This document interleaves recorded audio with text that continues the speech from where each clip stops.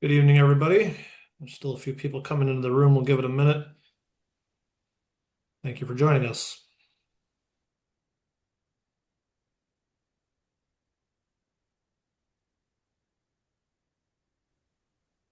Okay, we can go ahead and get started. My name is Brian Pelrine. I am staff assistant to Alderman Hopkins. Thanks for joining us tonight to talk about a proposal from developer Mike Braheny for the properties at 1728 to 1742 North Clybourn, currently vacant lots along the Clybourn corridor. Look forward to having a good discussion tonight. With that, I'll turn it over to Alderman Hopkins to make some introductory remarks. Yeah, thank you, Brian. Good evening, everyone. Appreciate you being here tonight and your interest in this long-standing vacant parcel of land that many of you know has been the subject of a lot of interest and a number of different proposals over the years. None of the proposals that I've seen during the now 11 years that I've been alderman have gotten anywhere near community approval.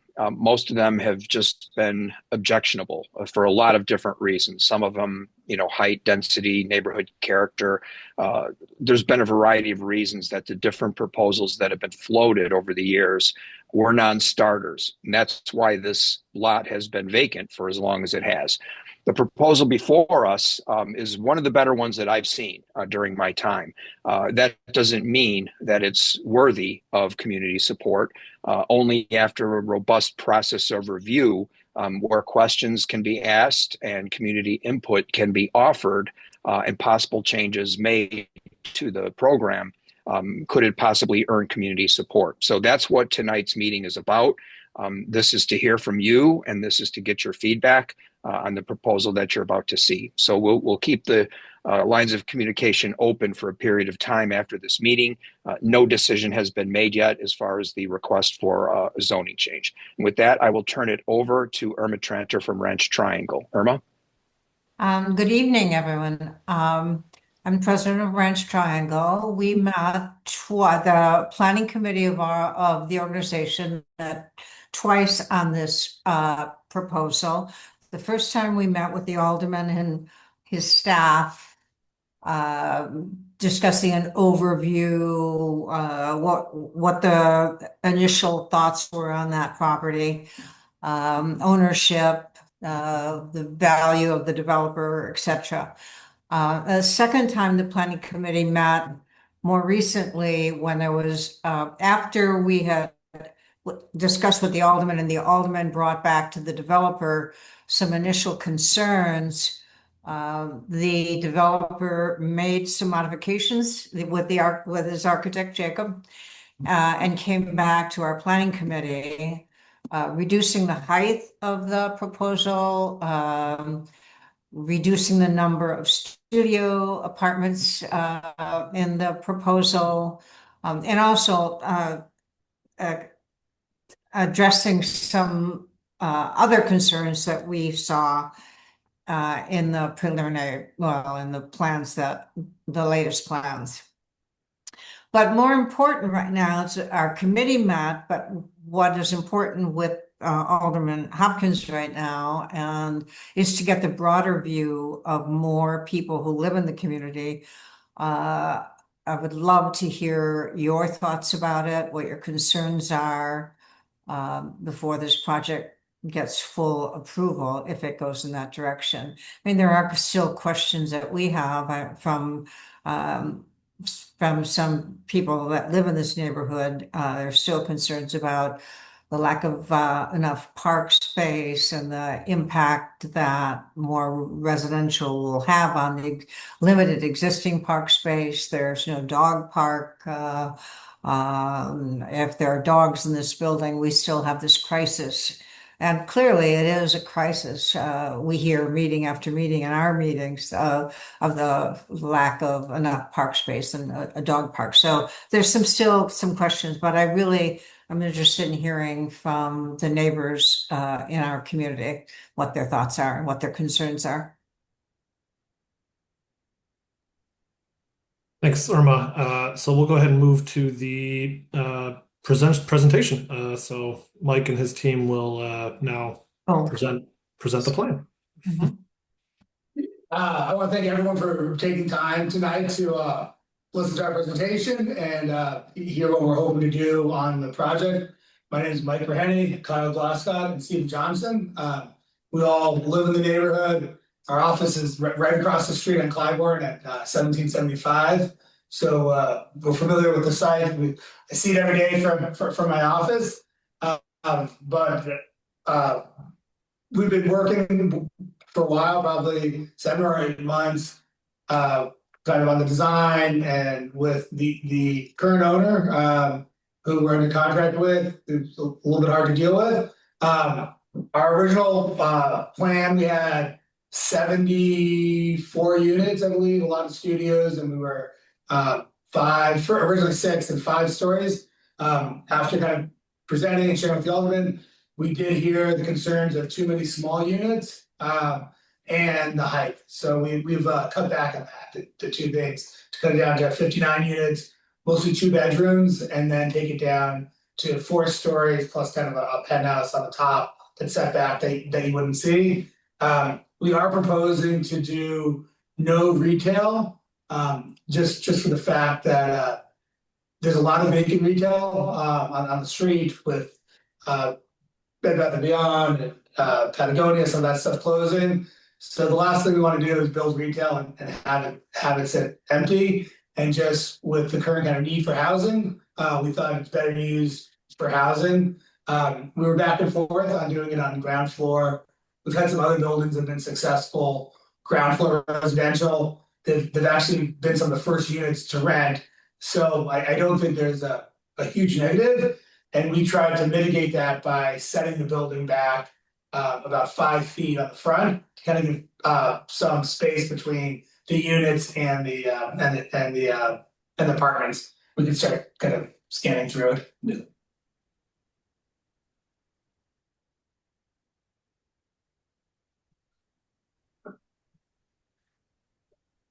So the subject property, we're 9 city lots, kind of center block. Right now, they were buildings that have been torn down and been vacant for quite some time. We are building to the south side, all in the lot line, and then for the condo building to the north, we're proposing, even on current zoning, you can build to the lot line. We thought it'd be nice to pull that off 6 feet to give some space because they have those nice wraparound balconies. So that was one thing we kind of looked at. We also kind of looked at the circulation. Just whenever there's construction, it's always tough for neighbors. This happens to be a pretty nice alley that you do have. It's kind of unique. You have the triangle, so you're never going to be blocking traffic. You have 3 ways out instead of traditional alley where you have 2 ways out. We're going to be doing most of our loading from the front, and we designed it that way with balconies, so stuff can lift from the front. We'll have a canopy system over the sidewalk during construction, and then we can lift in to keep the sidewalk open and then not have to block the alley or close down the sidewalk. This is kind of the unit breakdown that we're looking at for 59 apartments, 4 stories plus a penthouse for amenity. We are putting a loading dock, so for move outs, they don't have to block the alley or take up the street. They have a dedicated loading berth. We'll have 18 parking spots, which we found is about the right number. 25% to 30% of people having cars. We are going to do the affordable, so we'll have 12 affordable units on site. All the brick will be small modular brick, not jumbo bricks. And then the breakdown is 10 studios, 3 1s, 37 2s, 5 3s, and 4 4-bedrooms. This is kind of comparison from where we're at. The B12 to B2-3. The 2 big changes are on B3 or B2. We don't have to have retail on the ground floor, that also helps with height because you don't have to have the 13 feet floor height on the first floor that you had commercial. And then the other is the MLA. So even though the square footage is pretty close, we get to go to 3.0 instead of 2.2. The MLA goes from 1,000 to 300. So you'd be allowed 71 units. We're proposing 59 units. The back height is 50.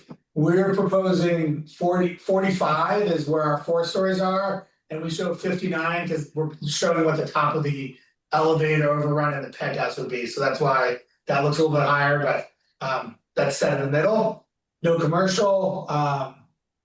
And then the setbacks, we are doing a variance in the back. So it's at 30 feet where we're 22.9.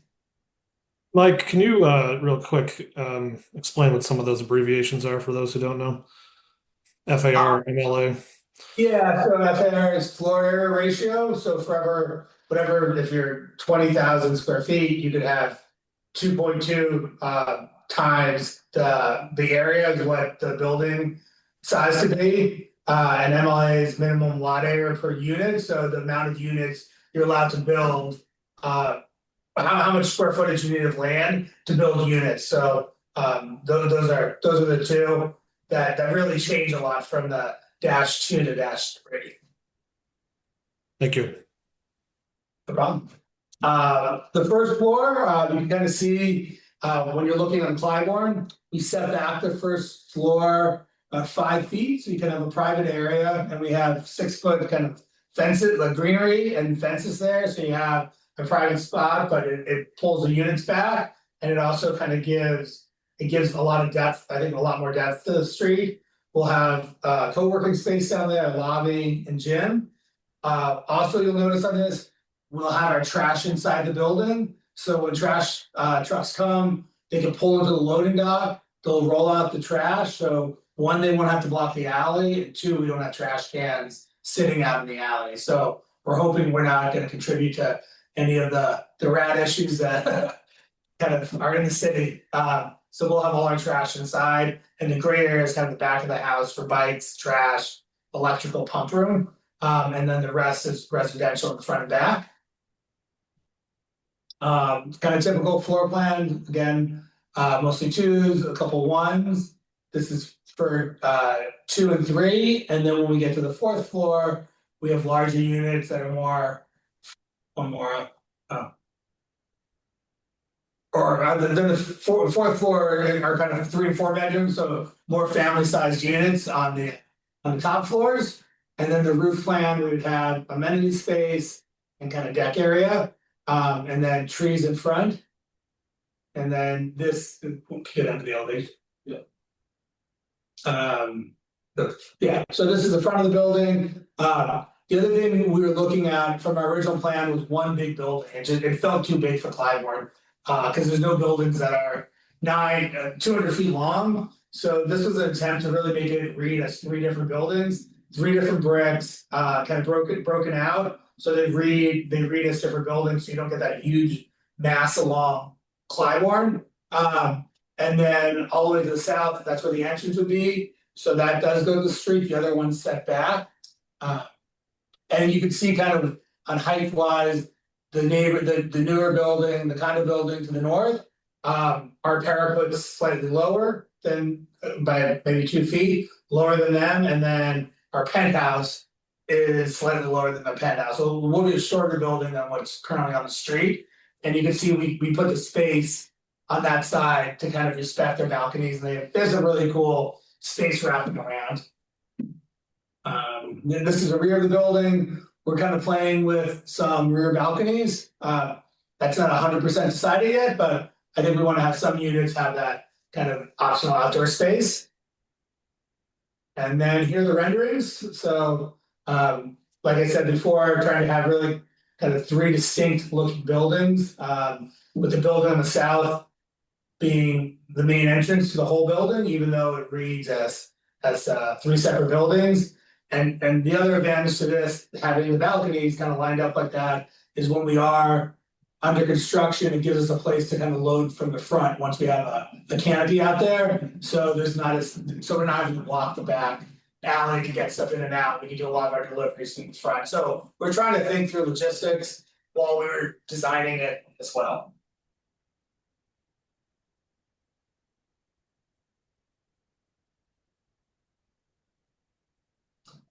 And yeah, that's our presentation. These are some renderings of a couple different angles, and we do want to have greenery out there, so it kind of ties to the street, and I think it becomes a nice streetscape. And we are, and any questions we'd love to answer and comments. This is just our kind of first run at it, so we're definitely open to suggestions. Thanks, Mike. We'll call on some people in a minute. I'm going to go through, just looking through the registration to see if there's any technical questions that people had pre-submitted that may not have been answered by the presentation. There's a question here about the space previously occupied by Bed Bath and Beyond. Does anybody know anything about the venue occupying that space? I personally do not, and that's probably a little off topic, but if anybody happens to know, that'd be a great answer. It looks like some kind of pop-up.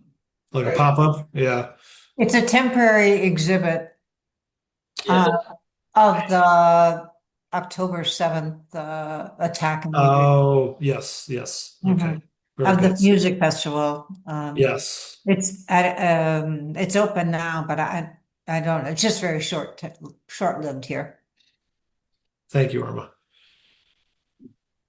Okay. Here, there's a question regarding why rental versus condo. Mike, you want to take that one? Yeah, I mean, it's more what we do is kind of the market. I think there's a need for rentals. I think in the last couple of years, Chicago, I think historically they would have 4,000 to 5,000 units. The last couple of years, it's under 1,000 units that are getting produced for rentals, and I think that's why you're seeing rents go up so much. I think Chicago, for the whole country, kind of has some of the highest rent growth because there's such little new condos being or apartments being built. So I think there's still a need for them, and I do think there's a lot of young people that don't necessarily want to buy. I know when I came out of college, it was trying to buy your first condo and have a condo. I think now the mindset's a little bit different that they can afford to buy a condo, but people like renting and like moving to the next new building, and they want the flexibility if their job moves to New York or San Francisco. So we've kind of focused on rentals. Thank you. There's a question here as to whether this building is seeking any tax breaks or TIF financing, anything like that. No, we're not asking for any TIF. We're doing all our own equity. We have bank financing lined up for the debt, and then it's all just personal equity between us. Yeah, that's a great point too. We recently have been seeing a lot of projects come through and get approvals and then not get built because of financing. So that's definitely a positive. What is the expected construction timeline, and what hours will construction activity be allowed? Typically we do seven to we have deliveries at 7, start work at 8, and then done by 5. I think the whole time frame would be about 12 months. Our goal would be to start in the spring, so we could deliver spring of 27, which for apartments is really key to get in that leasing season. So we push as much as anyone to get it done and not drag it on. If you drag on to the winter, you end up holding it for the winter. So I think this is really safe to say a 12-month timetable, especially having our office across the street. We have eyes on it all the time. Very good, thank you. There's a question here about how this will affect the intersection of Clybourn and Willow. There really needs to be a left turn arrow there so cars don't block the intersection. That is something that Alderman Hopkins' office, myself, we can ask the Department of Transportation to look into. I think that's certainly worth having an expert take a look at and do a study on. So I don't know that this project would affect things in that regard too much, but if there's an existing issue there, we can certainly look at it.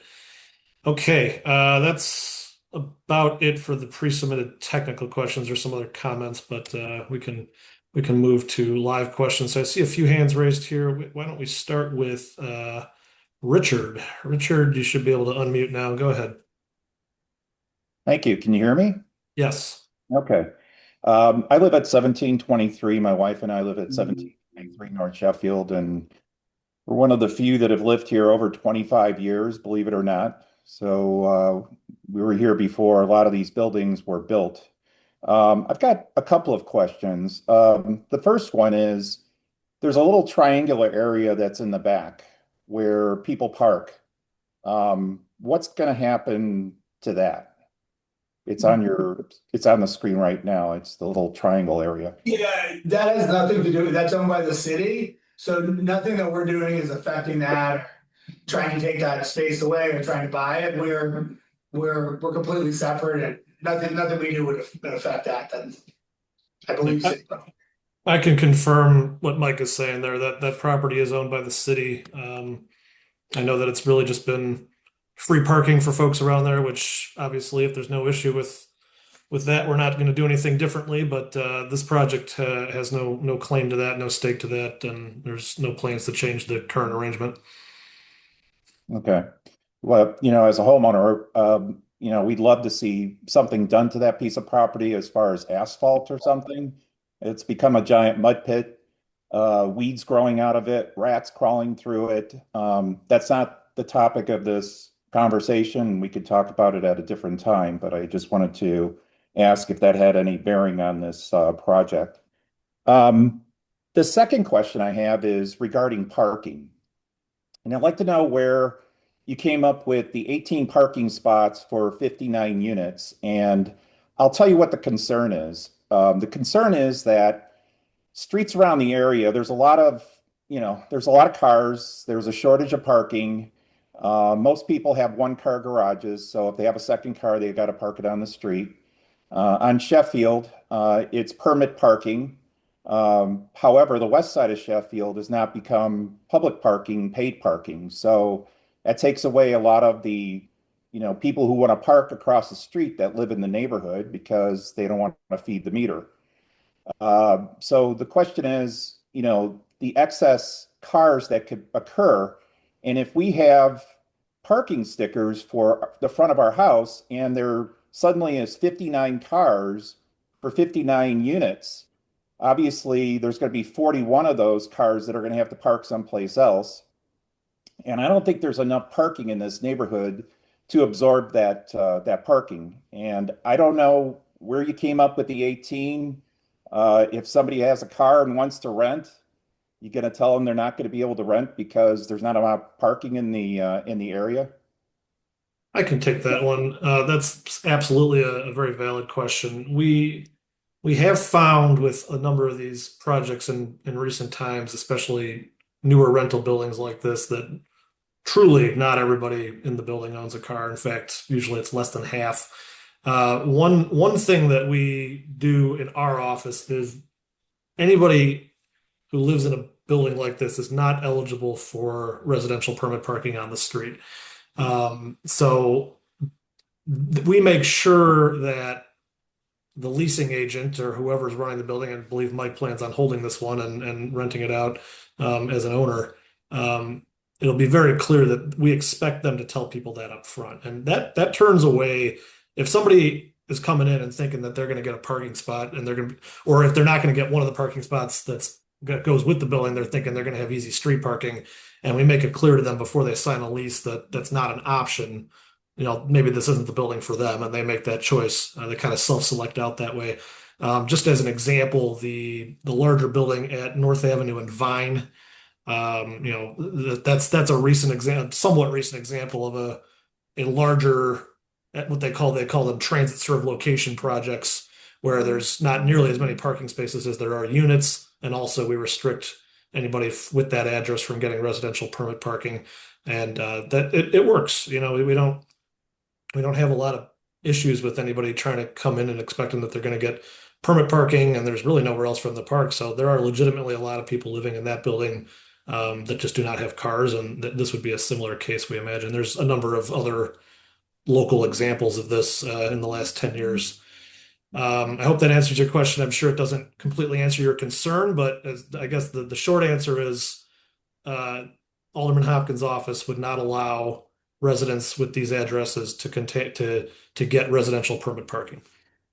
If I can jump in for a second, just for your first point with the triangle, if we're gonna have to sign a restoration agreement with the city for the street, the sidewalk, and the alley, after we complete it, getting the paving company out there, most of the expense is getting them to mobilize. If we could work out something with the city where they'll let us pave that triangle, I think it's better for everyone, including us, if you could kind of help with the route problem by paving it over. So that's something we would be willing, if the city's willing to work with us to get that paved over. So it becomes kind of finished space, especially because we're gonna have the crews out there to do the asphalt at the end of the project. So we'd be willing to do that as well. Great. That's a great call out. Well noted. I got a couple of other questions. I hope you don't mind. Go ahead, please. One question was referenced early, and that is the number of dogs in the area. And is there going to be is there going to be a pet run in this building for people who have pets in this building? Is it going to be a pet-free building? You know, there are apartment buildings that don't allow pets.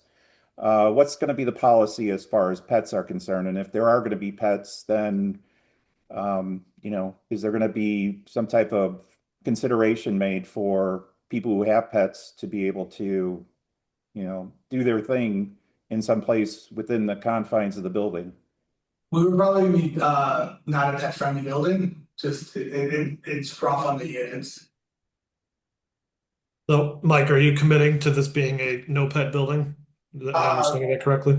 Yeah, I think we do know, if we did do pets, we would have an area on the roof that was set aside as a dog run, if the pets are allowed, but typically we don't have pets in the building. Okay. So the commitment is either no pets, or if pets, there will be a facility for residents of the building. Yeah. Thank you. My next question is, and I know this building won't be completed for probably another 2 years or so. Is there any anticipation of what the rents would be for these different size units? Possibly a range? Yeah, I mean, I think studios are kind of in that 18 to 2,000, one bedrooms kind of 23 to 25, two bedrooms 28 to like 31, three bedrooms, you're probably around 36, 37, and four bedrooms like 45. Okay. And then significantly cheaper for the ARO units that will kind of fit within the ARO. Let's talk. I'm glad you brought that up, Mike. Let's talk about the ARO units, because that actually, I do see some questions about that. So how many affordable units? What percentage of area median income? And yeah, okay, you did mention the 12 affordable. Okay. Do you know the percentage of AMI yet? 60%. 60. Okay. So to translate that for folks on the call who might not be familiar, that would mean that 12 of the units would be available to individuals making 60% of the area median income for this community area, which I believe the community area is technically all of Lincoln Park in this case. So yeah, I think it comes out to like 41,000. Or that. I think it's somewhere around there. Yeah, the 38 and 41. Is the affordable units, is that something that the city mandates, or is this something that you have decided to do, or you know? No, I'm sorry, this is Nick Fatikas. I'm the entitlement attorney working on the zoning change application. The 20% ARO is required by city ordinance for any project of 10 units or more. And one other point is the units that are designated affordable are reflective of the unit breakout between studios, one beds, two beds, threes, and fours. So the city will basically try and equate that. So the smallest studios do not become automatically the affordable units. To the contrary, there will be more two-bedroom units in this program. than any other type of affordable unit just because of the 37 two-bed total proposed. And they're mixed on all floors and all facades, so they have to be equally kind of spread out through the whole building.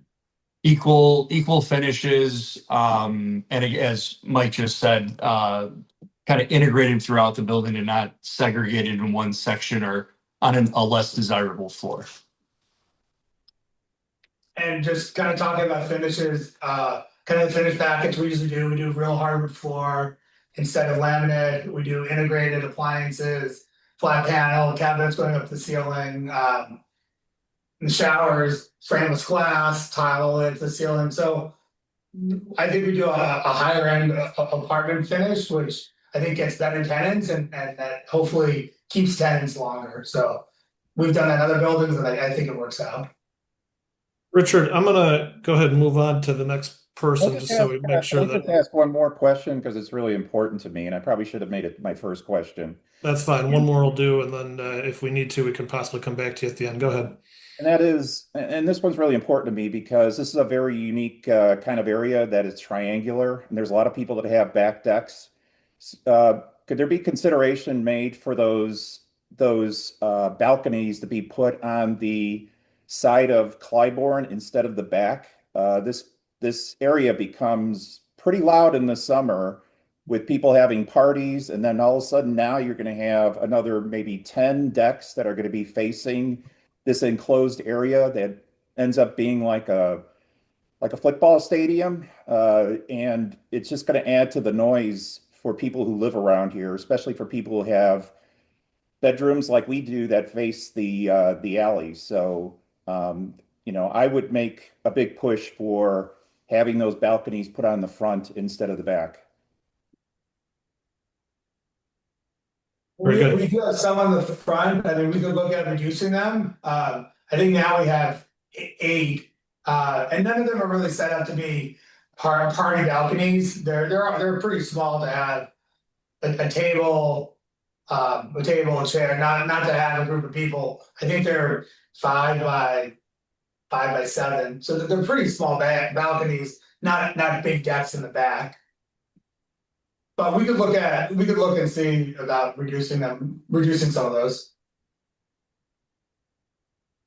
Okay, let's go to, I'm going to butcher this name, so I apologize. Zohair? Go ahead and unmute. Hi, my name is Zohair Doctor. I live right next door to where this property would be, just north of it, 1750 North Clybourn. I'm also on our HOA board of our condo building.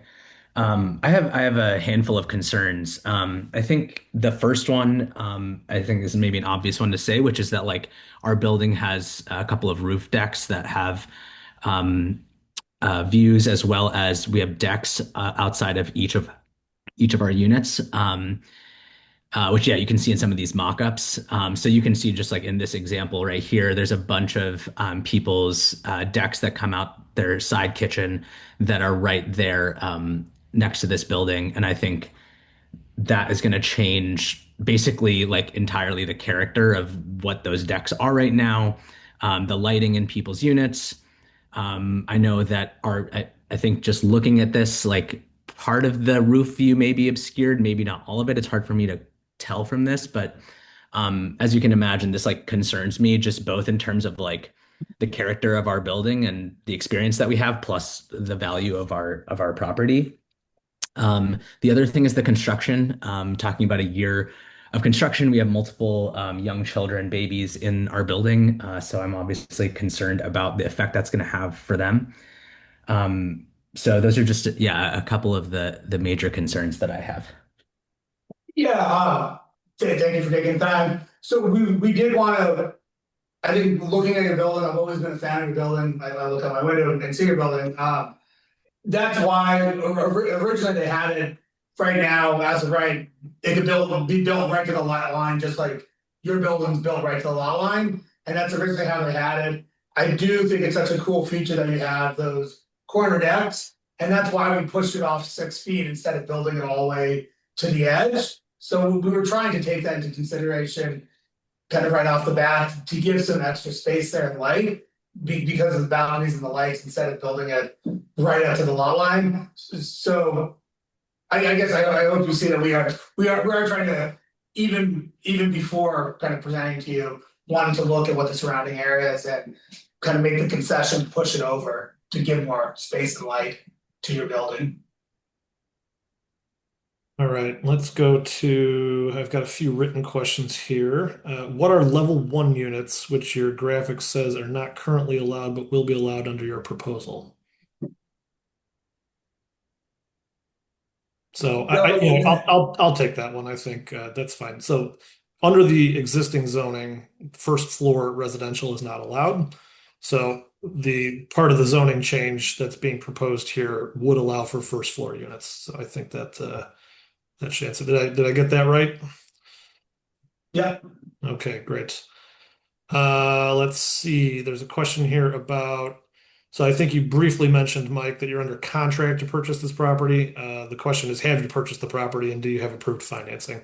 And you kind of alluded to both of those, but maybe just straight up answering that would be helpful. Yeah, we have a term sheet. We've done an appraisal with Old National Bank. So financing is done, and we're just kind of waiting to see this process to close. Do you anticipate any lane closures on Clybourn during construction? The only time it'll be is when we tap when People's Gas taps the gas line. Depending where it is in the street, they're gonna have to close off part of it to bring in the gas line, and also water and sewer. I do believe the water lines on the other side of Clybourn, so they'll have to cut it in sections to get the new water service to the building. But past that, past the utilities, we're not gonna have to close it for construction. And those are typically a few days, right? Yeah. Yeah, let me interject here because we have requested a construction moratorium since Clybourn is now a major detour route for the Cortlandt Bridge project and eventually for the Division Street Bridge project when that launches in a few years. So we're going to be dealing with this for a while. And just as a side note, I just introduced an ordinance which will be heard in the Traffic Safety Committee next month to prohibit CDOT from closing any bridge for more than 30 days for a construction project unless they get city council approval. And in order to get city council approval, they're going to have to present to the aldermen a traffic mitigation plan to deal with the detour. They did not do that in this case. It is an absolute dereliction of duty on CDOT's part that they simply closed the bridge without even a moment's thought for what the result would be in terms of the traffic congestion and the detours and everything else. I've never seen anything like this where they just didn't do it. And it seems so obvious that they needed to do it, with everything else going on at the same time. Cortlandt is not the only major construction project that's contributing to the congestion. And the fact that they didn't seem to even know or care about that, in my mind, they forfeit their ability to exercise their own judgment and simply launch their construction projects when they need to. Having said that, there's really no argument that the Cortlandt Bridge project needed to happen. I don't take issue with the fact that we have to do it, and the engineers say it's going to take 2 years to do it, so be it. My complaint is the fact that they just did this without any foreplanning. They didn't do any parking restrictions. They didn't designate any detour routes. They didn't look at the detour routes to see where construction, like what we're talking about here, potentially closing a lane for utility hookups. They didn't look at what was currently happening. They just closed the bridge. So depending on if this project does get approved, we will be much more judicious and much more diligent in terms of planning for any traffic impact that it may have on Clybourn. And there'll be adequate notice to everyone if it comes down to that. So we're going to do the opposite of what CDOT did, which is keep in mind the convenience of people who try to drive around our city and have to put up with this for the next 2 years. And not just the Cortlandt Bridge either. 4 other bridges at the same time. Wow. Painful. Thank you, Alderman. There's a question here about bike parking. How many spots and will they accommodate cargo bikes?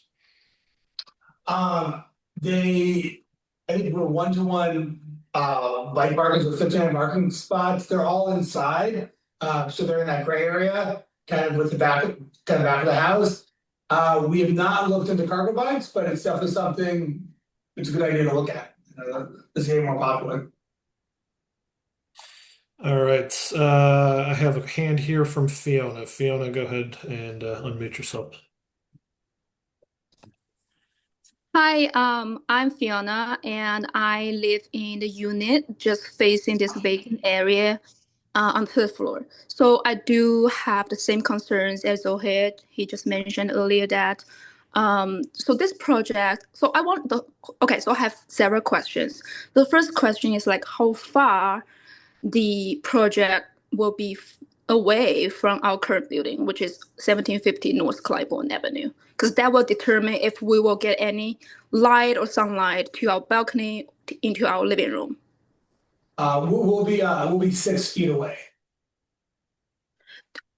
Okay, so I don't know if this distance is enough to give us some sunlight as what we have right now, because I don't know if that's the distance is enough or not. Yeah, I mean, your building's built on the lot line, so I mean, it makes it tough that, when your building was built, they built it right on the lot line. We're trying to be good neighbors and push it farther, the 6 feet to give that extra light. But away from the lot line.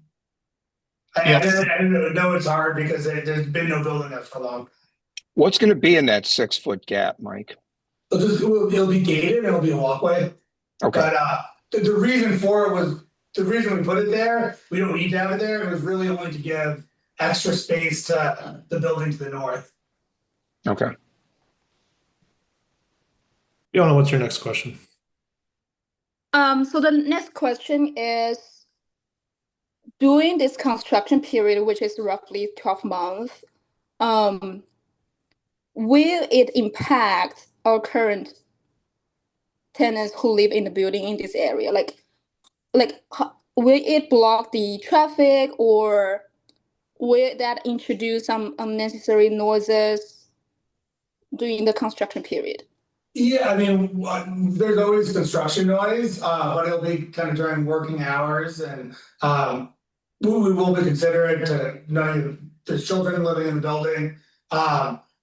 We won't be blocking the alley or the sidewalk, but during working hours, there will be some noise. The shell will go up pretty quickly, and then it'll be interior, so the shell is probably 3 months to get the shell up, and then it's all interior, and that's probably the loudest time is those 3 months. And we could work with neighbors to. We let people know if there's going to be anything loud, if there's going to be steel working, but most of the time it's masonry. It's not super loud, but there's going to be noise from a construction site. Okay. My next question is is there kind of certain financial analysis have been done in terms of how this project will impact the current property value in this area?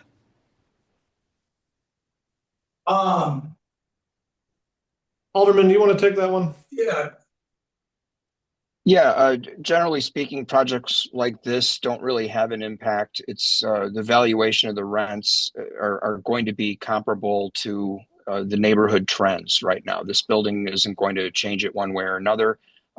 Your building is currently next to a vacant lot, and some could argue that that is not necessarily desirable in its own right.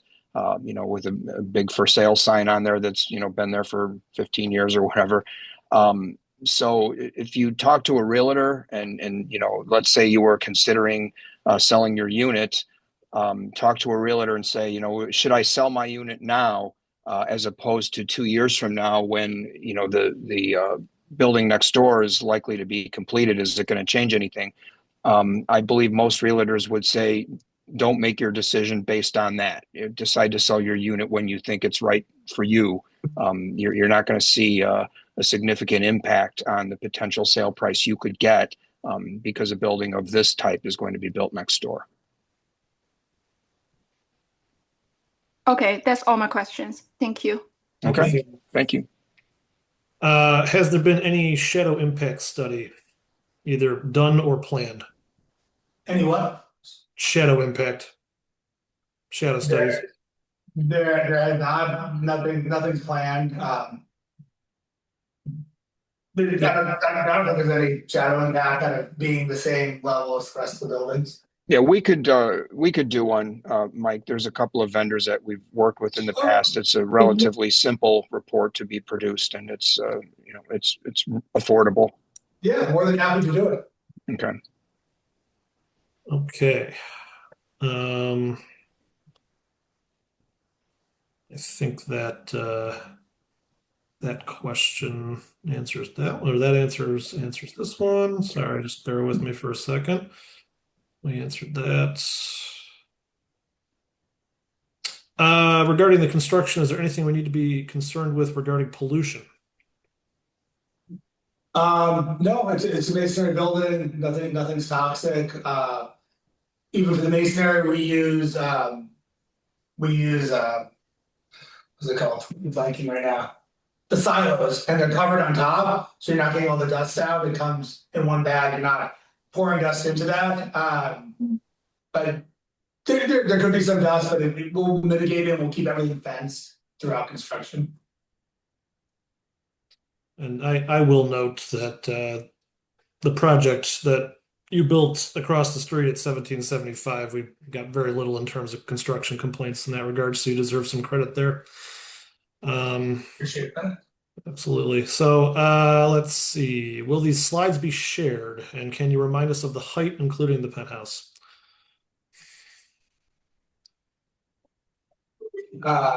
Yeah, I will share the slides. So the top of the penthouse, the top of the elevator, you're 59 feet. And then the top of the front building, the parapet is 46.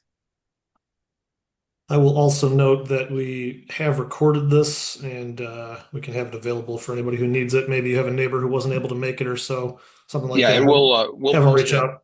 We'll Yeah. post it to the website as well. All right, and for our final question, we'll go to Melissa. Okay. Well, I got one more written one here, so let me do that real quick, and then I can go to Melissa. This one's, well, I think we've kind of already addressed that. It's about parking, so we're gonna consider that answered. If there's more, and I'll say this for anybody who doesn't feel like they got a satisfactory answer to any question that they asked tonight or tried to ask, feel free to reach out to our office. If we don't know the answer, we'll put you in touch with the developer or somebody on his team directly to get you an answer. All right, Melissa, you are able to unmute. Go ahead.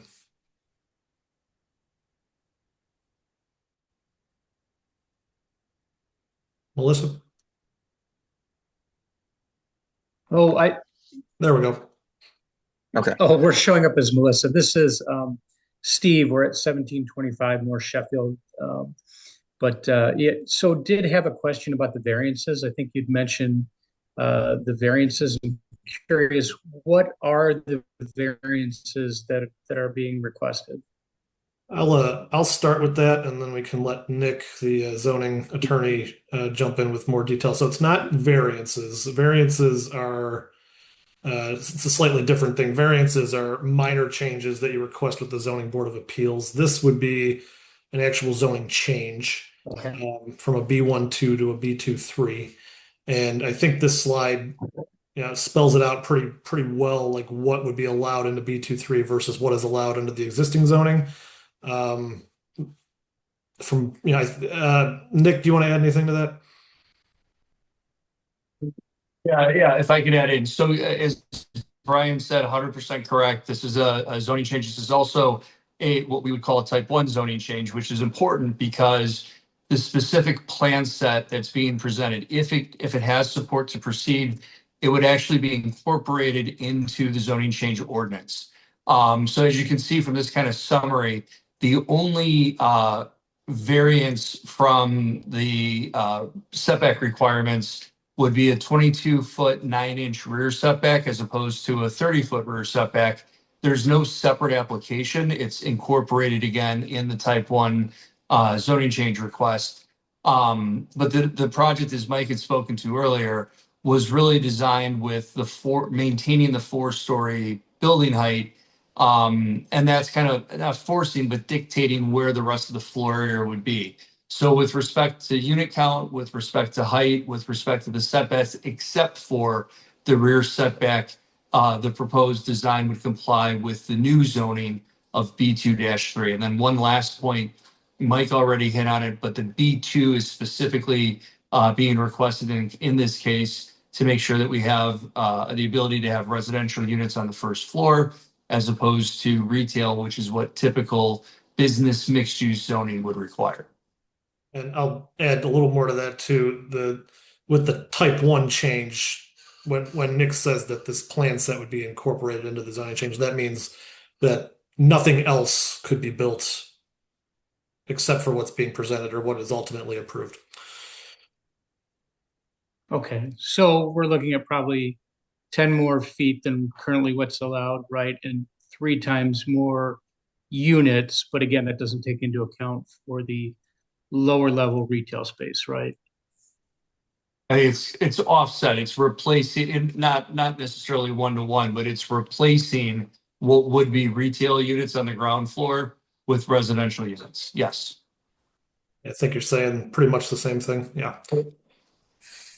And do you know roughly how many units that would account for? On the first floor plan? Right. Yeah. Mike, can you pull up the 12, 12, 11. 11. Okay.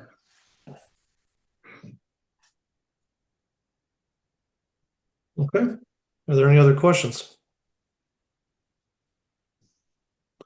All right. With that, Yeah, thank you everyone for your participation. There will be some follow-up from this meeting, and we will keep the comment period open for a period of time. And everyone watch your email for further updates on this project. Irma, do you want to say anything on Ranch's behalf to close, or Chuck? No, I was happy to hear some of the questions. We're satisfied right now with some of the changes that the developers made, and we'll continue to be discussing with the aldermen of the process. Thank you so much. Okay. Have a Thank great you, night. everyone. Have a great night, everybody. All right, Thank you thanks for joining everyone. us. Yeah, Thank you. appreciate you. Thank you. Thank you.